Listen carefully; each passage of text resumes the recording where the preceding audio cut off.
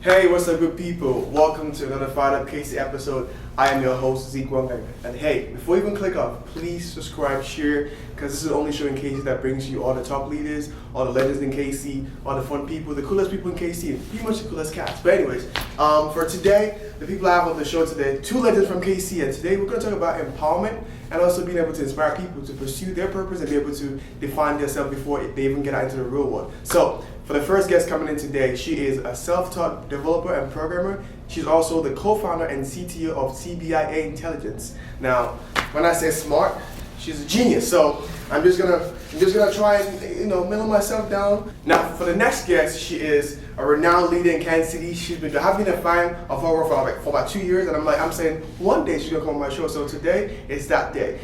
She is a former Compliment Scholar, and now she is the Professional Mobility Escalator Director at UMKC. Please help me welcome Mrs. Mako Miller.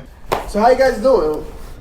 Great. Good. Welcome to the show. Welcome to the show. Yeah, thanks for having us. Also, you guys are looking great. You guys are shining. I like that. I like you guys dressed up.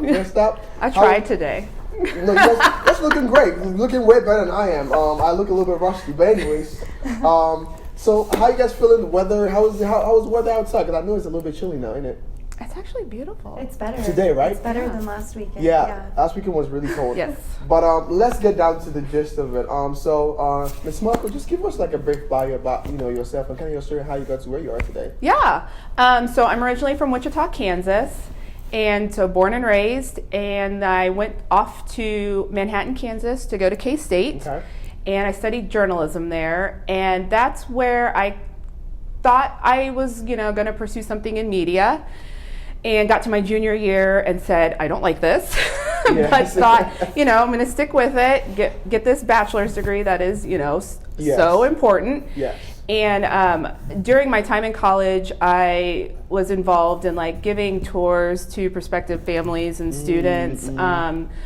During the summers, they had, orientation and then opportunities for students to stay over the weekend, learn about the institution, learn the traditions.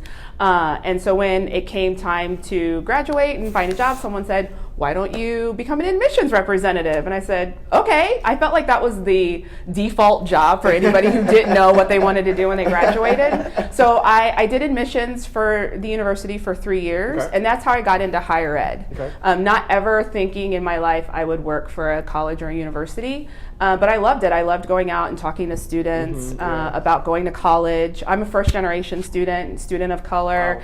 Wow. So that whole experience for me was really eye-opening, not realizing that I was going to hit barriers and obstacles. I just was like, I'm going to go to college, I'm going to do well, and I'm going to graduate, I'm going to get a great job.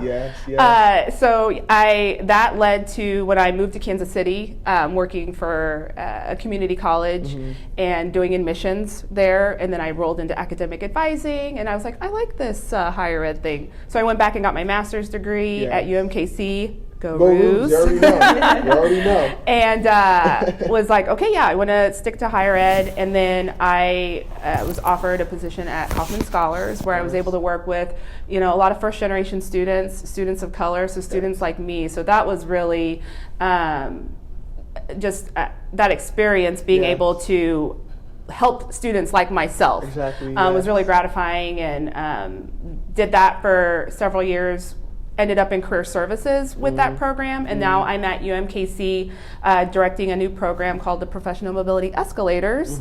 And so just working, same thing, helping students with that career exploration, but starting it sooner. So starting it more in the freshman year rather than waiting until junior, senior year to start gaining professional experiences, networking, connecting in the city. We want to start that sooner for those students and provide mentors for them during that process, and leadership development. So all of those things combine to help them feel more confident and prepared when they go out into the workforce. Wow. I mean, before we go to Gwen's story, I want to say this. Because I went to UMKC, go Roos again. Go Roos.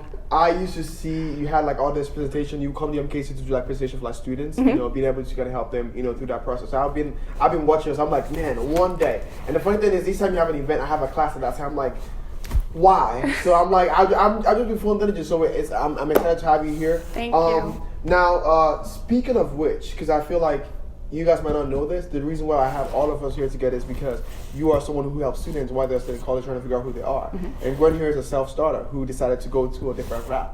So it's like that mindset of being able to know that college is great, it's all good and good, but it's like, what happens after that? Right. Let's start thinking while you're on campus. Yep, exactly. Now get into Gwen. Tell us your story and how you got to where you are today. So I am from Houston, Texas. I grew up there. I ended up Southside. Yes. I ended up going to the University of Missouri in Columbia, so Mizzou. Awesome. I spent a lot of time there, like 6 years. I took a break in the middle. I lived in South Africa for a year and a half. Nice. And so I planned student learning trips essentially for 21 students at a time for that time there for my dad's private school. He was the president of Sierra Nevada University in Lake Tahoe. Okay. And so I did that, and then I went back to Mizzou because I did want to finish my degree, right? And so I switched from 3 different engineering majors. I switched to pre-med, dual majored in psychology and biology. Damn. And then at the very end, a foreign language requirement would have cost me another year and a half. Yeah. So instead of graduating with an engineering degree, I ended up just going with health science. So wow. Took the health science degree and did want to go to med school at that time. And so I ended up going to UMKC. Go Roots. Yeah. Go Roots. Go Roots. I didn't wait for that. I waited for the whole time. Like, let's go Roots. All right.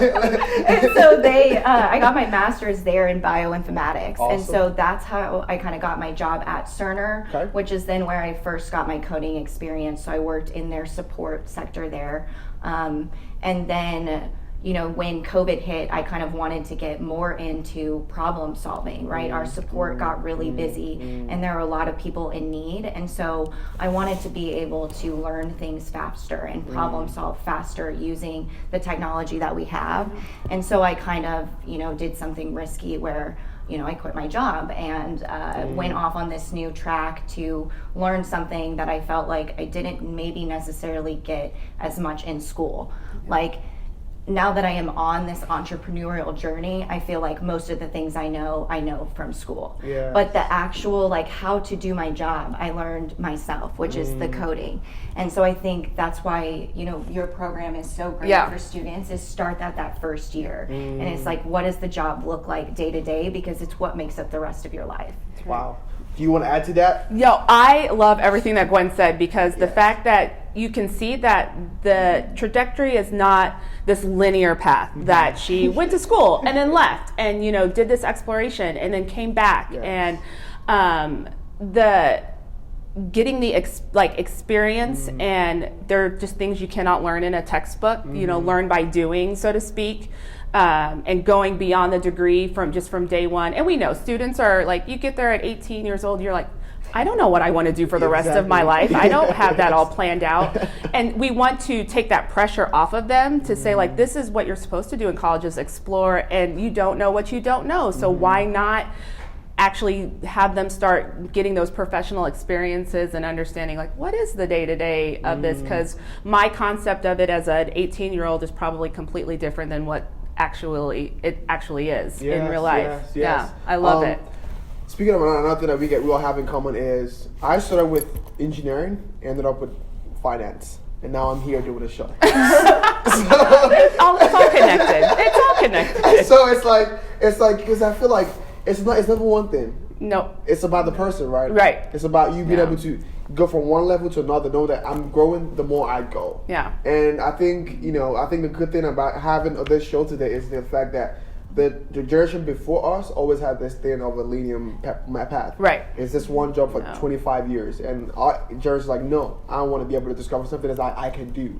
You know, and also I was a campus ambassador as well. I used to give tours, so it's all it's all working out. Now, Ms. Mako, just tell me one thing you think in terms of education that you guys are providing that you think is missing that you saw ahead of time being able to do what you do? Yeah, I think it's that piece of this real world learning concept, which is really big now in Kansas City. And I'm so excited that a lot of high schools and companies and organizations are really grasping onto this. We really need to start helping students gain an understanding of what it is that they're interested in and start doing that sooner rather than later.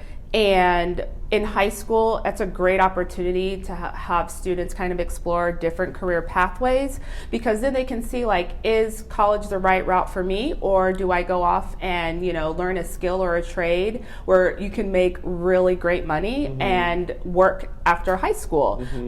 Because I think a lot of times we do push college on students when college isn't for everybody or necessary for everybody nowadays. I think there's a lot of different pathways we can help students explore. And so I love that Kansas City is, you know, embracing this concept of helping students do these career exploration earlier. And then if that's not something they did, hopefully once they, you know, get to college, they're able to have those opportunities. And I'm hoping more faculty will implement career exploration into their curriculum so that students can take what they are learning and immediately apply it to a real world setting. A lot of students talk about, well, it seems like it's focused on learn content, memorize it, take a test. Whereas I would hope that they could take a lot of those concepts and actually apply it to what they would be doing when they graduate, instead of like just trying to see like how much I can memorize on an exam. Right. I mean, speaking of popping UMKC again, the block school, I think one thing they do good is being able to give you that experience part of life, where it's not just going to classes, but bringing people who are like in the professional world to talk to you and say, hey, this is what we do, and hey, failure is okay. You know, that's right. Every student needs to hear that, because if you don't get those straight A's and your friends get really like, there's something wrong with me. Right, no. It's just like you think different, and that's not bad. It's just you are a different person. So, I mean, I know in terms for me, I didn't get an internship till like my probably like junior, senior year. And I think a lot of people say, I mean, we need 5 years of experience, we need you when you're almost going out. Now for you, even working at Cerner or leaving, what was that? Was that like a kind of a thing in terms of like that 5-year experience, or what was it like for you to be able to transition to say, hey, I'm gonna go and find my own thing?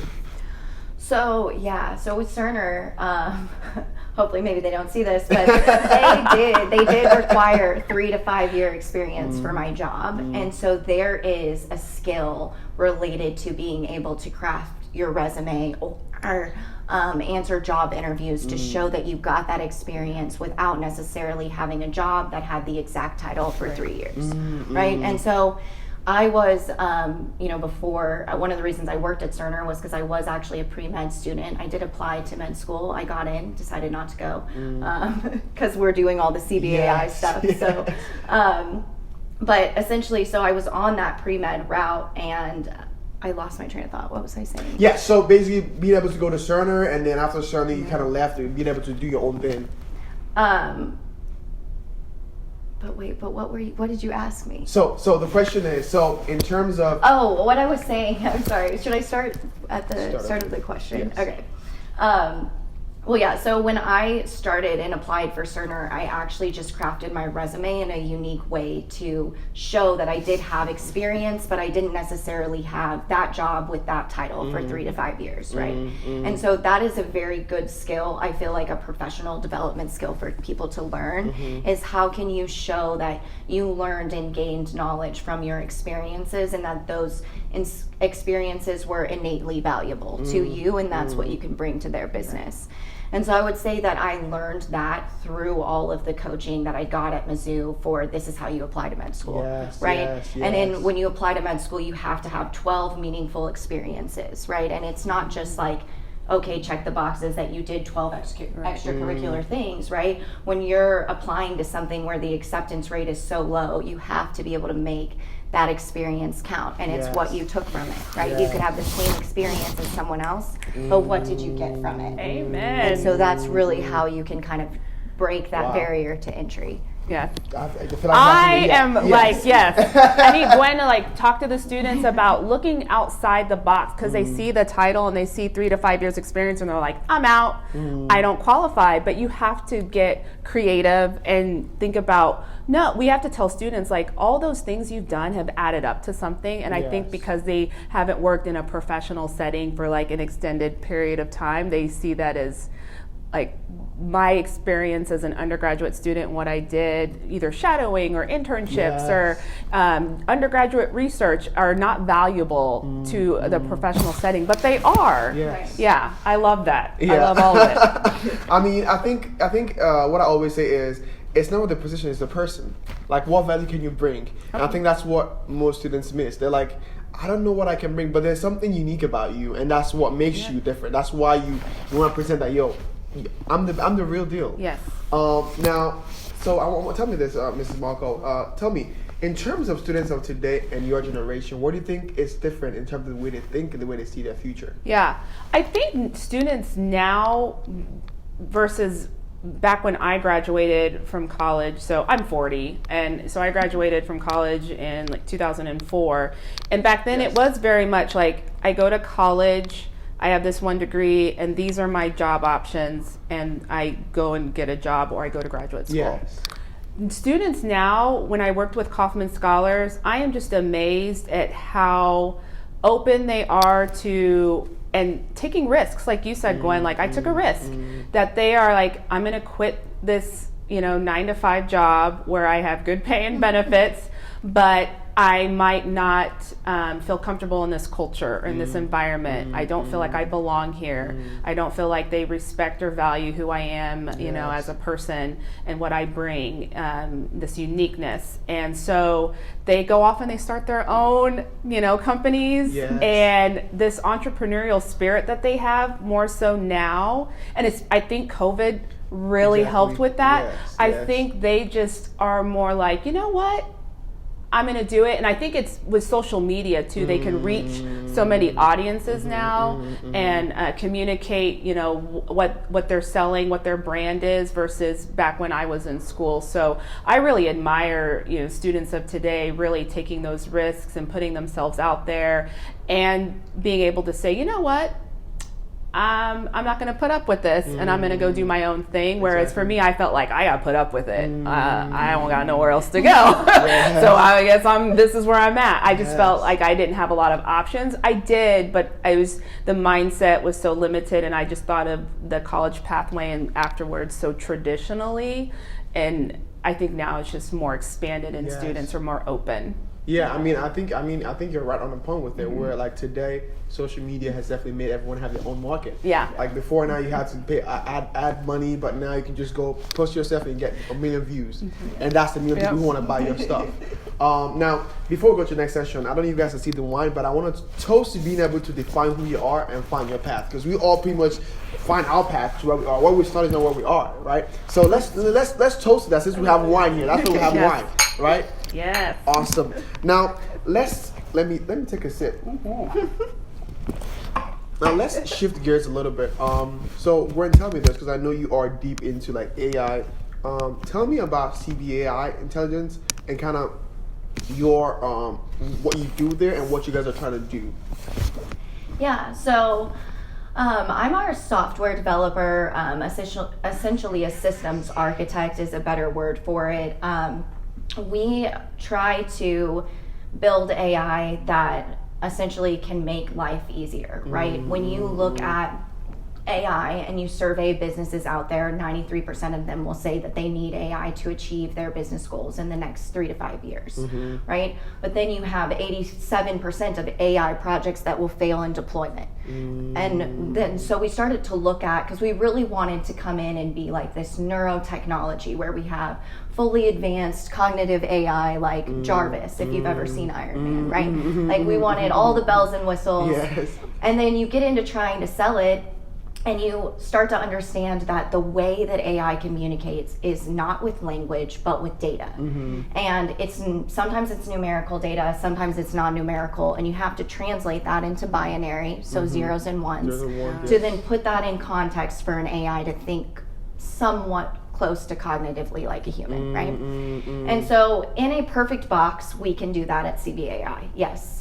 Right? If you have the most perfect data and everything's perfect in a bubble, right? You can do that. Exactly. And so then we were like, well, how can we get outside of this bubble? This bubble isn't scalable, right? If Gwen has to come in every time to put in the logic in ones and zeros, we can't scale it.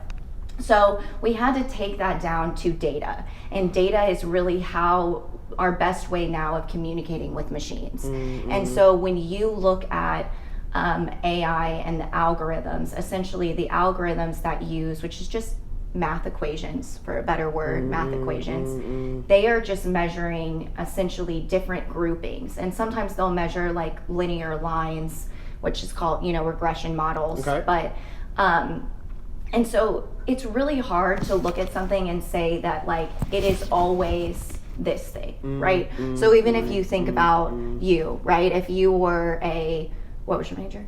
For finance. Finance, right. So if you were a finance major, right, and it looks at you and it analyzes your data, and so it says this person is an accountant, right? They're CPA, right? I think there is an accounting major, but it's not the point. So it looks at you and it says you're a CPA. Yes. But in a different instance, right, you will have a whole nother experience and you're a whole person, and now you actually do creative content development. And so how can it see that in different moments if it, and so that's where it starts to get ambiguous, because the machine is still using zeros and ones. And so what we've been able to do is use equations that came from quantum physics, and so like superposition and entanglement. And so we use that because, so when you think of superposition, right, it's when you make a decision, something is able to make a different decision, right? And so that would be its superposition. So you can use that math equation to essentially decide this is the rules that the people wanted, the business wanted, and this is the alternate position that it could have gone with. And you can analyze both to start to see what would produce a better outcome. And so what we do is we use that math and we've niched it down to data so that we can go into people who want to have advanced AI projects in the next 3 to 5 years. And we can automate their data cleaning. And so instead of it taking 6 months for them to be ready to deploy an AI that will degrade over time due to data quality, it takes them now 2 to 3 weeks. They can deploy it, and then we use blockchain principles to manage the slippage of the model. So even if they start to input bad data, we use what's called like an apoptosis method, which comes from Cody's neuroscience, which is something your brain does when you have bad cells. So we only give a block 3 strikes before it's gone. And so that helps our models not degrade. And so we can essentially come in, and if you have a whole list of people and you're missing their last names, or maybe you don't know their zip code, but you have their address, or maybe even you sent an item, but you didn't get the person's name, but you have the address, we'll come in and fill in that missing value. Or sometimes there's data that's like if you're interviewing people for a job, right? So maybe there is like a lower income geographical area, and so most of those people didn't end up going to college. But if an unsupervised AI comes in and looks at that unclean data, it would say no one from this geolocation can work at this job. But really that's not true. It's creating a biased AI because of the data. And so what you have to do is you have to go in, you duplicate the data set, and so that you are essentially taking out bias in the data so that it could understand that someone who was in that geolocation that did maybe have different experiences could get a job. So as you look at automating these things and getting into automation, it gets scary, especially for these underprivileged groups and social determinants of health. And so if you don't manage the data, then you're not getting the full picture. And so we niche down and we want to automate data cleaning and data management as best as we can. Dang. Okay, now I want to say this.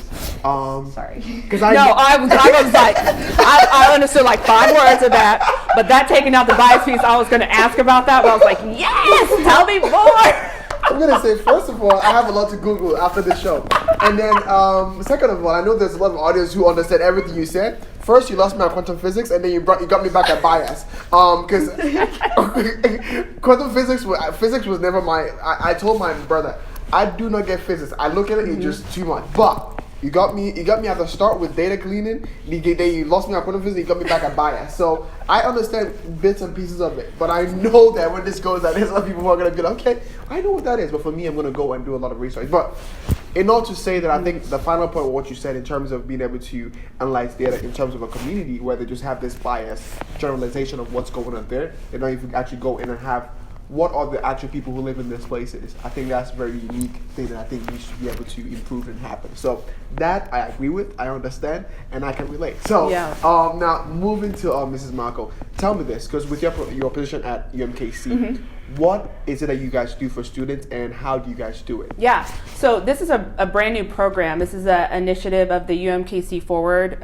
program or initiative through the Chancellor's Office. Okay. And so this professional mobility escalators concept is basically the whole beyond the degree thinking from day one. How can we help students explore and get those skills and those readiness competencies that all employers want students to have from day one when they step in their doors that they say that they are missing. How can we help students gain those experiences and those skills and feel confident and make those informed decisions about the pathways they want to go into? And so right now we're focused in on 4 escalators essentially. Okay. And prior to me coming in, a team went out and asked civic leaders, business leaders, where are the needs in the Kansas City workforce. So we're focused on healthcare, education, business or engineering, and law and justice. So those are the 4 escalators. And so students can be in any major, and that's the whole concept behind thinking outside the box. Okay. Those 4 escalator pathways are not degree pathways.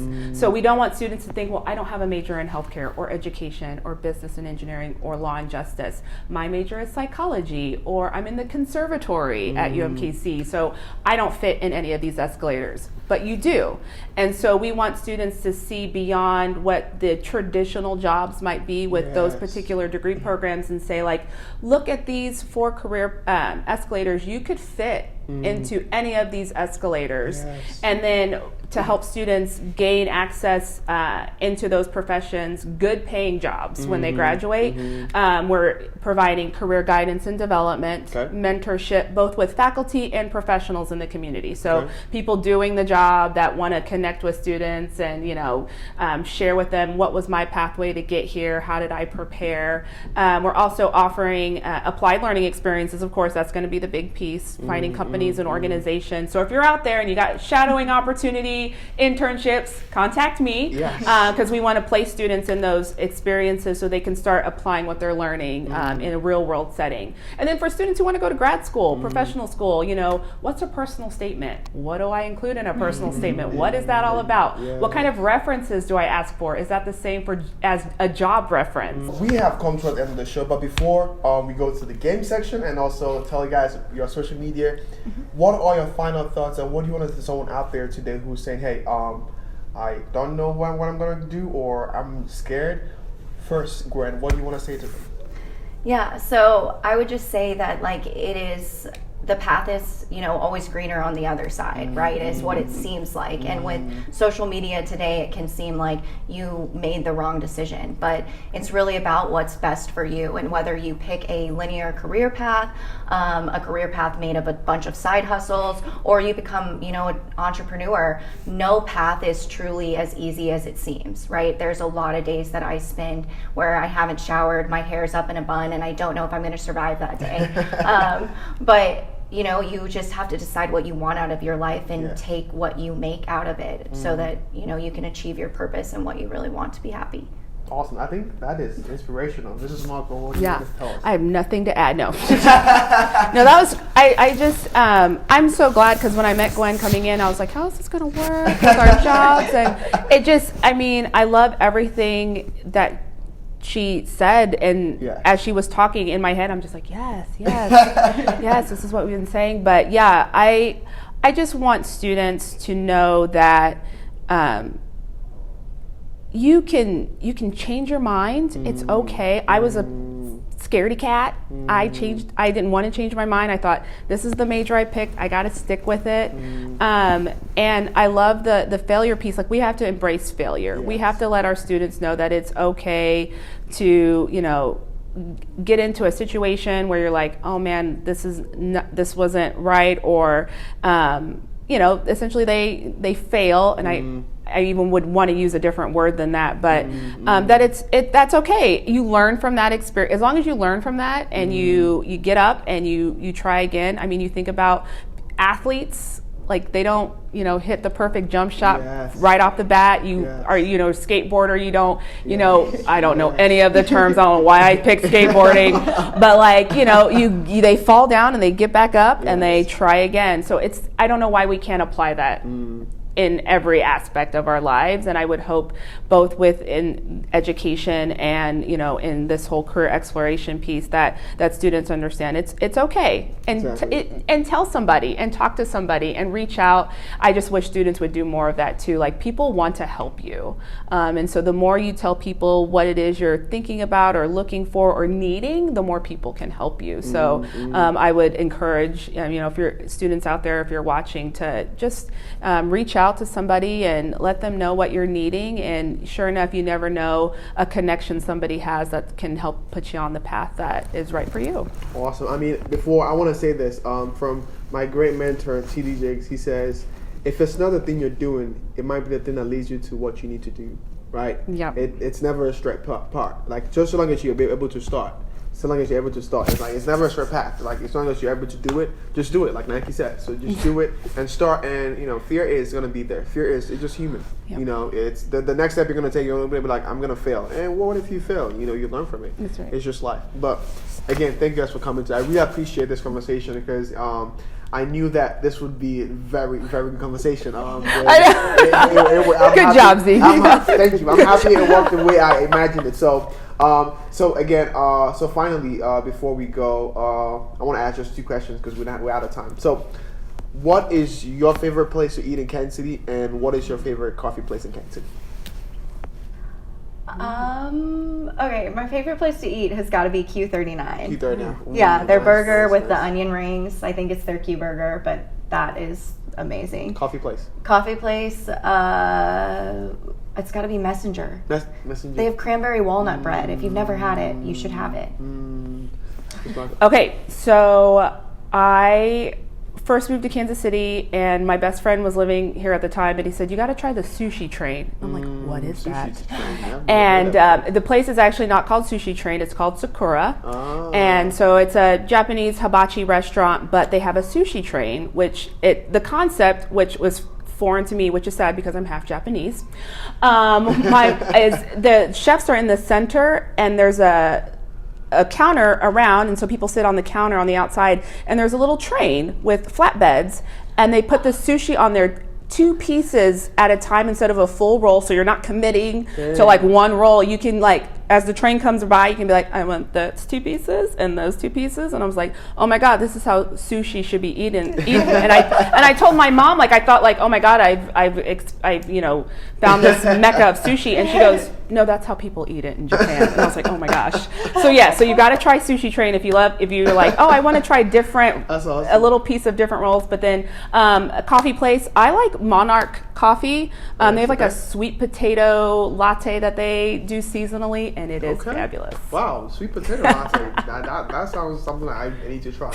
But anyways, thank you guys for coming to the show. It's been an honor just chatting and just kind of, you know, being able to kind of talk about being able to find yourself and being able to know that it's not a straight path. It's very important for people to know that. But finally, Ms. Mako, give us your social media and how people can reach out to you. Yeah, so I'm pretty active on LinkedIn. That's how Zeke found me. So yeah, it's just Mako Miller. If you type that in, you'll find me. And if you message me, I respond pretty quickly. So yeah. Awesome. What about you, Gwen? So you can message me on LinkedIn. It is Gwendolyn Gillette. If that is very hard to type and spell, just search CBAI and it'll come up, and I'm on our LinkedIn page there. I'll also put the name on there so people can see it. Okay, perfect. Awesome. But anyways, thank you guys for coming. It's been a wonderful show, and I hope you guys had a good time. And I did, yeah. It was great. So for those who are watching from home, wherever you are, thanks for tuning in today. It's been another FIREDUP Case episode. You know what to do. Subscribe, share, let people know. And again, it's your host, Zeke Wanganga. You know what to do again. Stay fired up and don't give up. I'll see you in the next episode. Bye-bye for now. Pow.